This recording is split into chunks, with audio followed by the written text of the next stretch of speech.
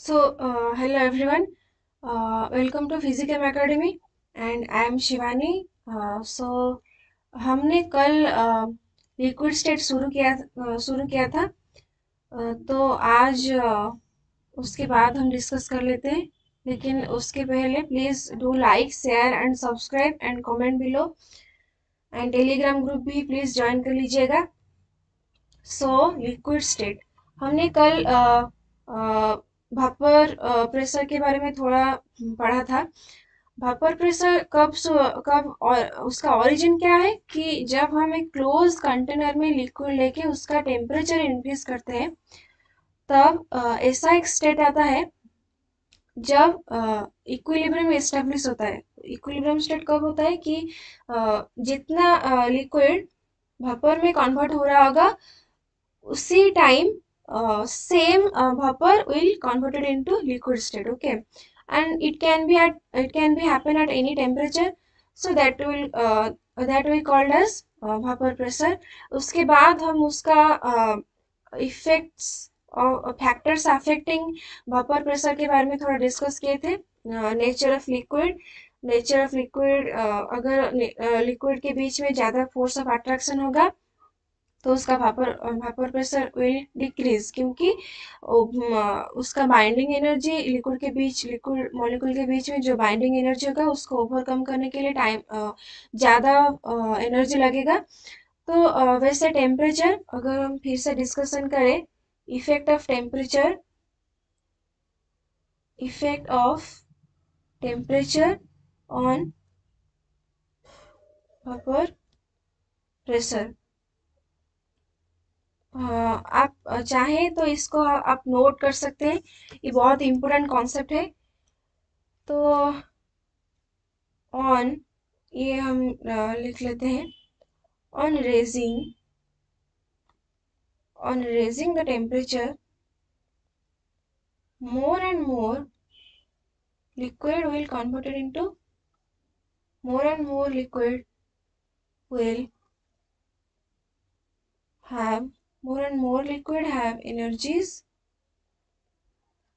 equal to or greater than the energy required to overcome the force of attraction, forces of attraction between the molecules. Okay, so larger number of molecules leave the surface, resulting in increase in vapor pressure. ज़्यादा से ज़्यादा molecule converted into vapours, so pressure भी वैसे वैसे increase होता जाएगा. Okay, but यहाँ पे कंडीशन हम क्या लिए हैं? Condition will be that it should be happen in A close container. हम एक क्लोज कंटेनर में लेके उसको ऑब्जर्व करेंगे. एंड वेपर प्रेशर इज हम उसको मेजर कैसे करते हैं? Sorry for the disturbance. Okay, so अगर हम उसको एक ग्राफ में रिप्रेजेंट करने की कोशिश करें,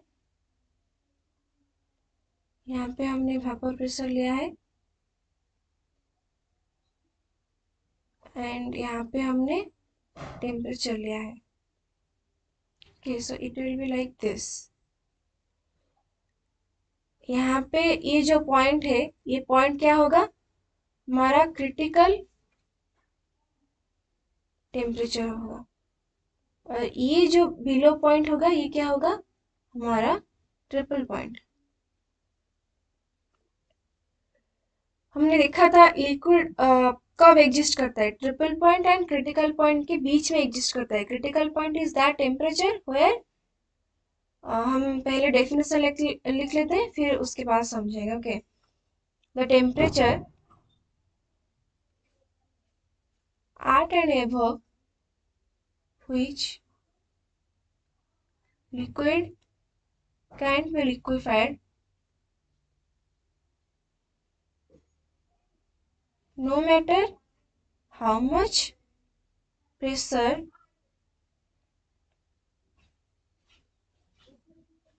we applied। हम जितना भी प्रेशर अप्लाई करेंगे हम गैस को लिक्विफाई नहीं कर सकते। Okay, the critical temperature is defined as the temperature at and above which the liquid can't be liquefied no matter how much pressure we applied. Okay, so and triple point क्या होगा? Where it is a point where liquid, solid and gas coexist। Okay, so ये हो गया हमारा vapour pressure and temperature के relation के बीच में ग्राफ। तो ये हो गया हमारा क्वालिटेटिवली। ओके, हमने इसको क्वालिटेटिवली डिस्क्राइब कर लिया, तो उसके बाद हम उसको क्वांटिटेटिवली डिस्क्राइब करते हैं। सॉरी बीच में इंटरप्शन के लिए। ओके, सो हमने क्वालिटेटिवली उसको देख लिया। अगर हम क्वांटिटेटिवली डिस्क्राइब करें, हम उसको क्लैपेरन इक्वेशन के थ्रू एक्सप्लेन कर सकते हैं। Okay, can be explain by quantitatively, it can be explained by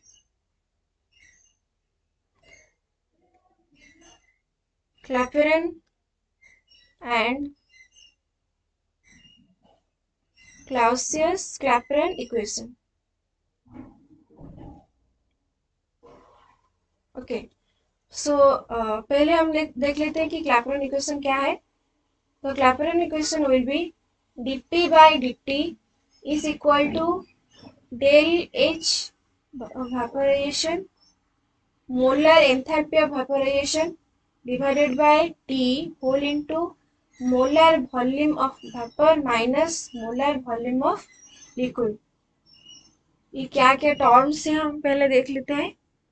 this will be molar enthalpy of vaporisation. हमने कल इसका डेफिनेशन भी पढ़ा था। The amount of heat required to convert 1 mole of liquid into vapor state। okay, and temperature will be in Kelvin। in Kelvin हम problem के time हमेशा इसको केल्विन में लिखेंगे। And this will be molar volume of vapour. Vapour जितना एक पर mole vapour जितना वॉल्यूम रिक्वायर करेगा, and volume this will be molar volume of liquid. Liquid कितना वॉल्यूम ऑक्यूपाई करेगा। Okay, and this will be change in pressure with respect to change in temperature। Okay, so ये हो गया हमारा Clapeyron equation. आप लोग इसको chemical kinetics as well as thermodynamics में भी पढ़ने वाले हैं। सो हम उसको पहले समझ लेते हैं। क्या है कि change in temperature and with respect to change in pressure with respect to change in temperature will be equal to delta H evaporation divided by temperature whole into molar volume of vapor minus molar volume of liquid। okay, so अगर हम क्लाउसियस Clapeyron equation के बारे में बात करें, हम next slide में लिख लेते हैं. This will be what will be our Clausius Clapeyron equation. ये एक अनदर डेरिवेशन है क्लैपेरॉन इक्वेशन के. इंटीग्रेट हम इसको ये बोल सकते हैं कि it will be the form of integrated form of Clapeyron equation. Okay, so Clausius Clapeyron equation. इसमें क्लैपेरॉन इक्वेशन में थोड़ा चेंज करके हम इसको डिराइव करते हैं. पहला हम इसमें दो assumptions लेते हैं. ओके, तो पहला assumption क्या होगा कि the molar volume of liquid will be neglected, and second assumption क्या होगा कि the vapor will follow जो vapor जो वॉल्यूम रिक्वायर करेगा और ऑक्यूपाई करेगा वो should follow ideal gas equation. Okay, the पहला assumption will be, हमने इसको लिया था molar volume. Okay, molar volume of liquid can be considered as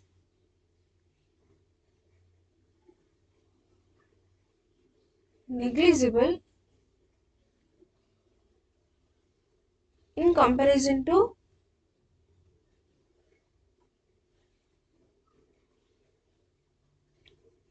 molar volume of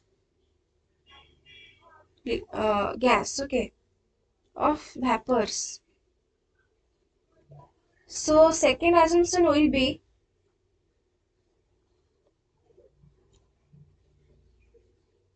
the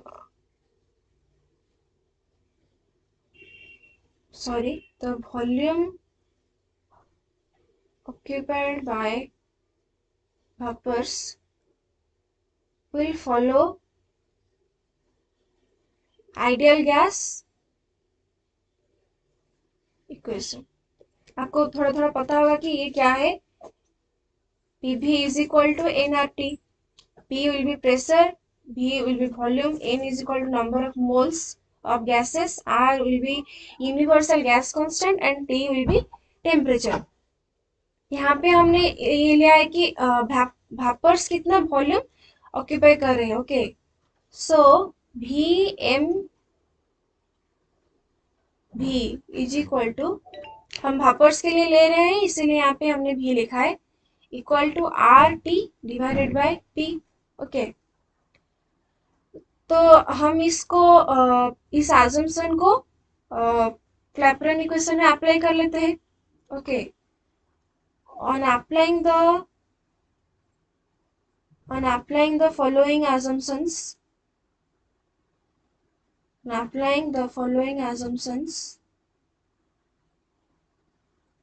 we have, okay, dP by dt is equal to del H vaporization divided by T whole into VmV. Okay, हम इसको next slide में और लिखते हैं.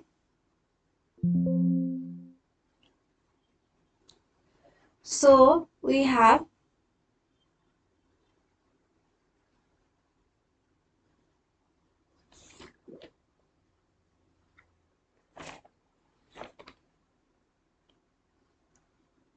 sorry for the disturbance.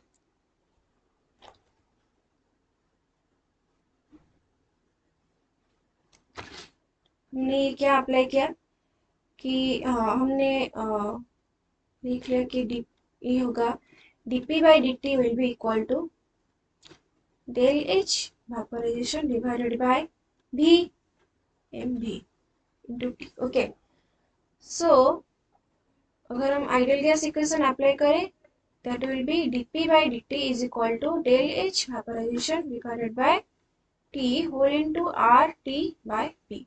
Okay, is equal to P whole into del H vaporization divided by RT square.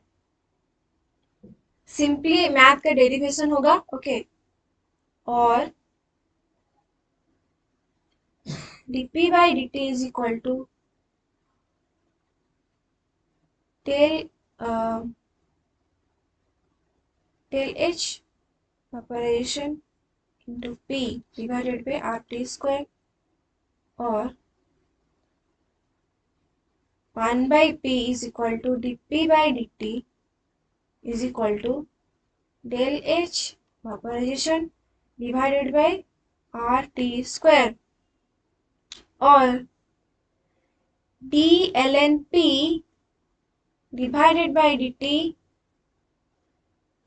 will be equal to del H vaporization divided by RT square।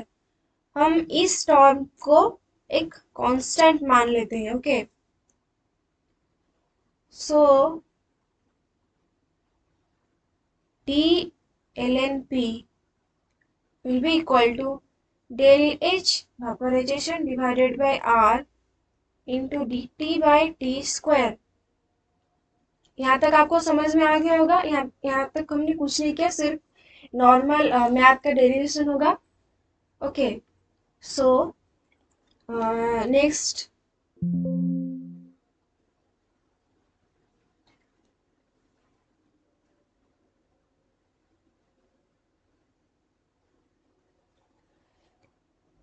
Okay, यहाँ तक आपको समझ में आ गया होगा।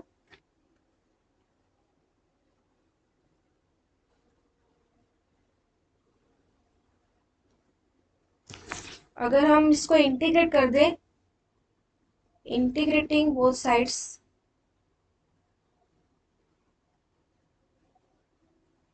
we have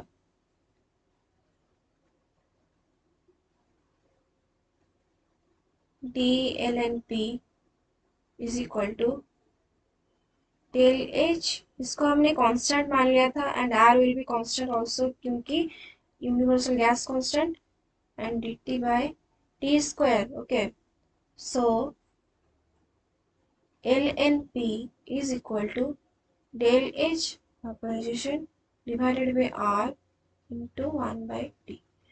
dt by t square का integration होगा -1 by t, इसीलिए माइनस को हमने पहले लिख लिया। Okay, so moving to the next slide.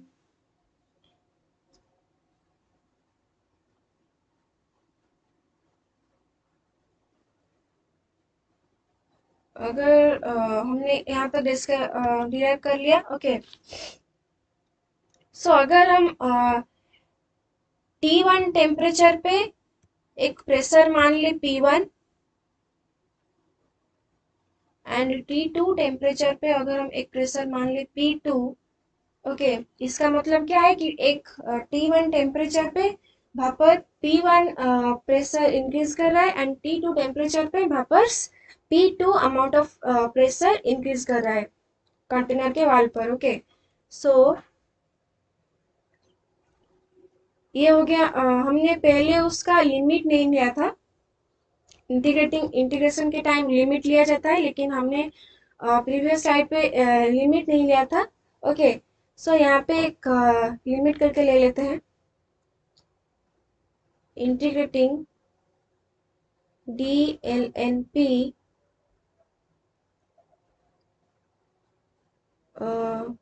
P2 P1 is equal to del H vaporization divided by R into T2 by T1 dt by t square। Okay, so यहाँ पे क्या हो जाएगा हमारा, आप लोगों को लॉग का थोड़ा थोड़ा मैथमेटिक्स तो आता होगा। डी हमारा क्या होता है, थोड़ा फॉर्मूला लिख लीजिए। D L N X by D X will be equal to 1 by X. Okay, so D L N X will be equal to 1 by X D X. इस साइड हम थोड़ा फॉर्मूला लिख लेते हैं। ओके, जैसे कि हम ये लिखें कि L N A by B will be equal to L N A minus L N B. ln AB will be equal to ln A plus ln B। Okay, वैसे ही हमारा ln बेस हमारा E होता है। अगर हम यहाँ पे x लिखें तो will be equal to 2.303 log base 10x. Okay, so log 10 base x will be equal to, अगर हम मान ले a होगा तो x will be equal to 10 to the power a. ये फॉर्मूला, ये जो पर्टिकुलर फॉर्मूला है, ये प्रॉब्लम करते वक्त बहुत ज़रूरत पड़ता है, तो इसको आप अपने नोट में लिख लें. ओके, सो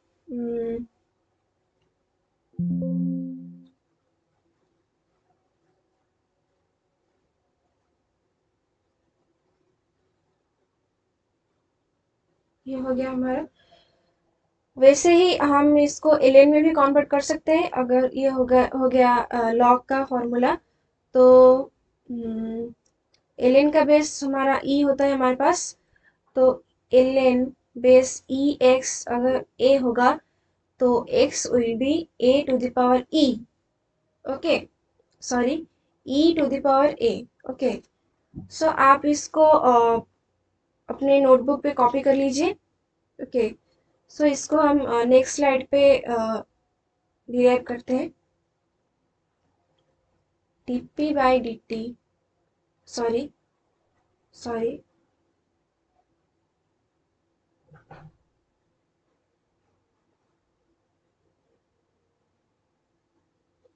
हमारे पास यहाँ तक हो गया था. P2 P1 T ln P will be equal to del H vaporization divided by R whole into upper limit lower limit dt by t square. Okay, इसका आंसर क्या हो जाएगा? ln P2 by P1 will be equal to minus del H vaporization divided by R whole into 1 by T upper limit and lower limit. Okay, so ln P2 by P1 will be equal to dt by T square का integrated value होता है -1/t. हमने उस minus को पहले लिख लिया है. So del H vaporization divided by R will be equal to 1/t2 minus 1/t1. So ln P2 by P1 will be equal to del H vaporization divided by R 1/T1 minus 1/T2. Okay, this is the integrated form of Clausius-Clapeyron equation. This is very very important. तो अगर हमारे पास del H vaporisation का value होगा, T1 का value होगा, T2 का value होगा and P1 का वैल्यू होगा, तो हम इस P2 का वैल्यू कैलकुलेट कर सकते हैं. और ऐसे भी हो सकता है कि आपको प्रॉब्लम में ये दिया होगा, प्रेशर दे दिया होगा, टेम्परेचर भी दे दिया होगा, डेल एच वेपोराइजेशन कैलकुलेशन करने के लिए बोल दिया होगा, तो हम सारे सबका वैल्यू को पता करके इसका वैल्यू को भी पता कर सकते हैं. ओके, प्रॉब्लम करने के लिए आईआईटी जैम के एग्जाम में आपके पास कैलकुलेटर अवेलेबल होता है वहीं पे. ओके, सो आप सब लोग एक काम कीजिए, एक साइंटिफिक कैलकुलेटर अगर हो सके तो खरीद लीजिएगा, क्योंकि बहुत सारे प्रॉब्लम करना आपको इजी हो जाएगा उसी पे. ओके, सो हमारा हमने यहाँ पे दो इक्वेशन डिराइव किया. First will be Clapeyron equation. वो क्या था? dp by dt dp by dt is equal to molar enthalpy of vaporization divided by T whole into VMV minus VML, molar volume of vapor minus molar volume of liquid. Temperature will be in Kelvin. Okay, इसको हम अच्छे से लिख लेते हैं. Clapeyron equation will be dp by dt is equal to, आप formula को जितनी बार लिखेंगे उतनी बार आपका प्रैक्टिस हो जाएगा और याद भी रह जाएगा, आपको दोबारा रिवाइज करना नहीं पड़ेगा। ओके, फॉर्मूला को जितनी बार आप चाहें उतनी बार लिख सकते हैं। इससे करके फॉर्मूला रिवाइज होता है फिजिकल केमिस्ट्री में। ओके, एंड मैथ का आपको थोड़ा थोड़ा बेसिक कॉन्सेप्ट आना चाहिए, नहीं तो आप प्रॉब्लम नहीं कर सकते। एंड फिजिकल केमिस्ट्री में यूनिट सबसे इम्पोर्टेंट होता है, यूनिट को आप ध्यान रखिएगा। हमने और एक इक्वेशन पढ़ा, that will be Clausius, sorry for the spelling mistake, Clausius Clapeyron equation. Okay, हमने क्या किया इस पे, ln p2 by p1 is equal to del H vaporization divided by R whole into 1 by T1 minus 1 by T2। Okay, सो हम और एक graph पढ़ लेते हैं उसके रिगार्डिंग।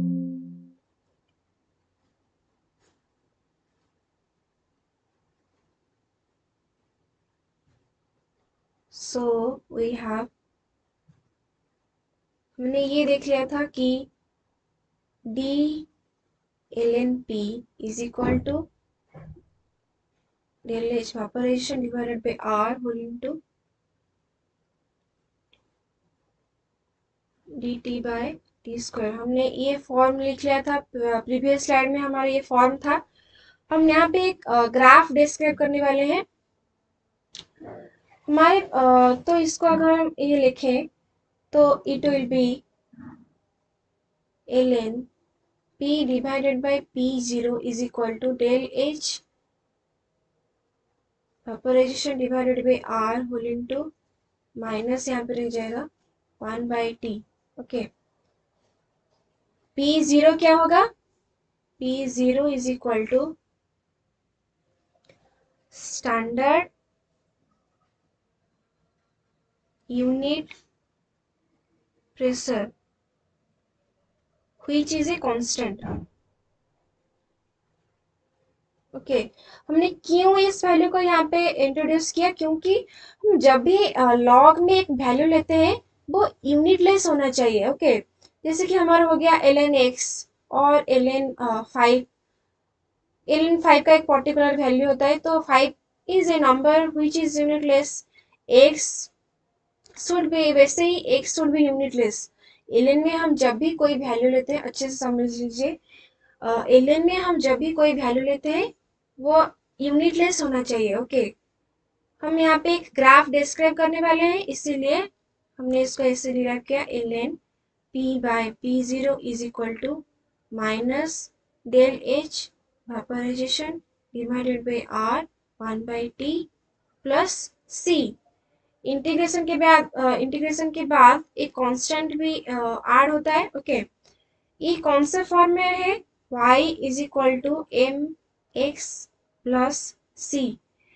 हमने वेरिएबल लिया था यहाँ पे t, इसीलिए 1 बाई टी के जगह हमने वेरिएबल लिख लिया x, कांस्टेंट के जगह पे कांस्टेंट है। Okay, this should be m, m is called as slope.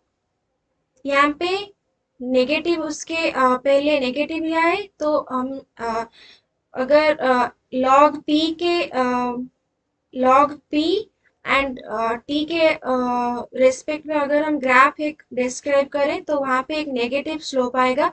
Okay, इसको हम y मान लेते हैं, ये वैल्यू को हम यहाँ पे m मान लिए, और यहाँ पे वेरिएबल हमने जैसे यहाँ पे t लिया था उसके रिगार्डिंग हमने x लिया, और यहाँ पे c कांस्टेंट है। Okay, y is equal to mx plus c, so the graph will be shown as this, ln p and यहाँ पे 1 by t, वेरिएबल लिया था हमने 1 by t। Okay, the graph will be this negative slope and m is equal to slope will be minus del h vaporization divided by r। Okay, there is a negative slope, sorry यहाँ पे ln p by P zero. Okay, हमने ये equation पहले भी देख लिया था। यहाँ पे कैसे हुआ 1/t आपको पता चला ना। तो हमने देख लिया सारे कॉन्सेप्ट्स। ओके, हमने तो अभी हम एक प्रॉब्लम कर लेते हैं।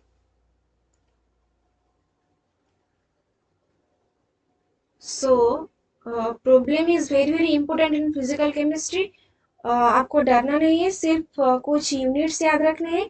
की कॉन्सेप्ट्स टू सॉल्व की प्रॉब्लम्स। यहाँ पे क्या आता है फिजिकल प्रॉब्लम सॉल्व करने के लिए कि हम लोगों को कभी कभी यूनिट नहीं पता होता, एंड कभी कभी हम मैथ से भी डर जाता है, इसीलिए हमारा फिजिकल केमिस्ट्री में प्रॉब्लम थोड़ा वीक हो जाता है। लेकिन अगर हम यूनिट कुछ बेसिक मैथमेटिक्स एंड केमिस्ट्री के फॉर्मूला थोड़ा याद रख लें, तो हमें फिजिकल केमिस्ट्री में प्रॉब्लम करने के लिए कोई ज़्यादा इतना दिक्कत नहीं आएगा। ओके, सो एक क्वेश्चन लिख लीजिए आप, इसको सॉल्व खुद से सॉल्व करने के लिए ट्राई कीजिएगा। हमारे पास क्या गिवन है, गिवन दैट सिंपल प्रॉब्लम है एक। T1 हमारे पास गिवन है 115 डिग्री सेल्सियस। T2 हमारे पास गिवन है 45 degree Celsius, sorry 43 degree Celsius. Okay, हमारे पास P1 गिवन है 1 atm। P2 कितना आएगा कैलकुलेट करना है। Del H vaporisation, enthalpy of vaporisation दे दिया है 57.9 kilojoule per mole. Okay, so video को पॉज करके एक बार खुद से कैलकुलेट कर लीजिएगा। सिंपल इसका हमने फॉर्मूला लिख लिया था, ln P2 by P1 is equal to del H enthalpy of vaporization divided by R whole into 1 by T1 minus 1 by T2। Okay, इस साइड का यूनिट एंड दिस साइड का unit will be always same. Okay, तो यहाँ पे R का क्या value लेना होगा हमें,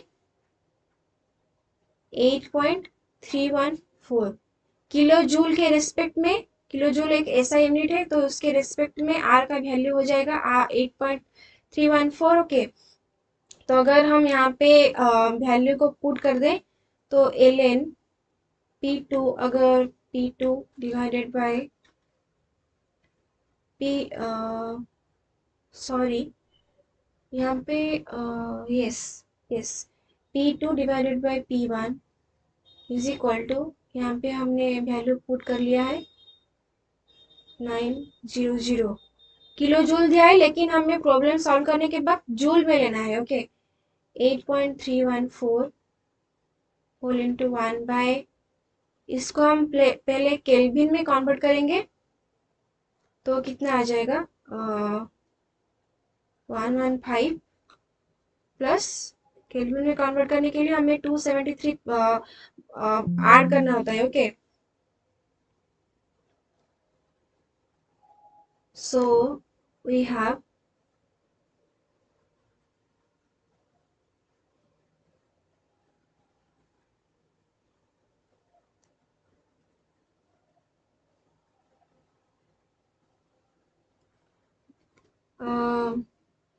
आप लोग भी खुद से सॉल्व कर लीजिएगा, सॉल्व करते रहिए मेरे साथ।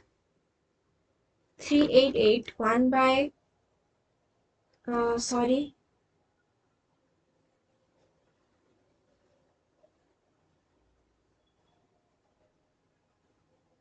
यहाँ पे हम फिर से लिख लेते हैं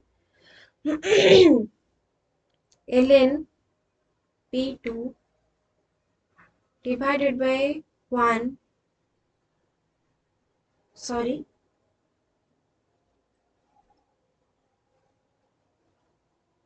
ln 1 by P2, sorry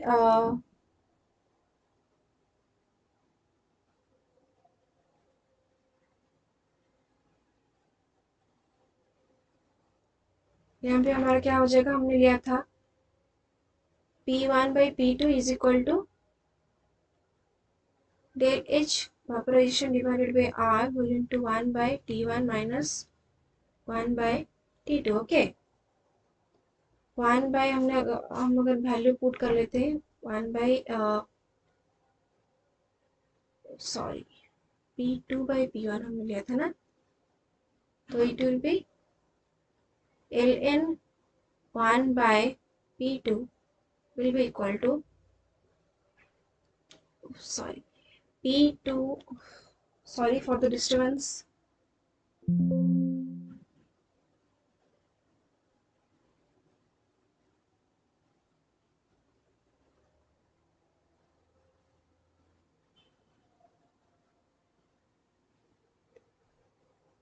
ln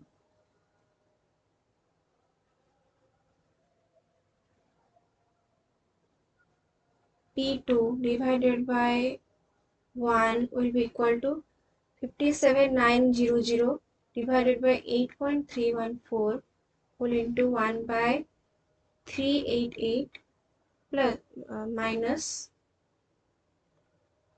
1 by 43 plus 273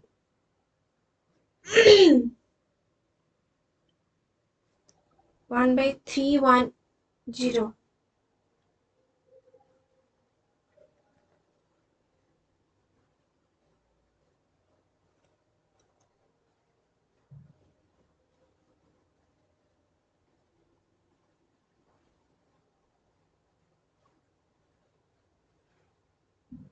आप उसको कैलकुलेट कर लीजिएगा.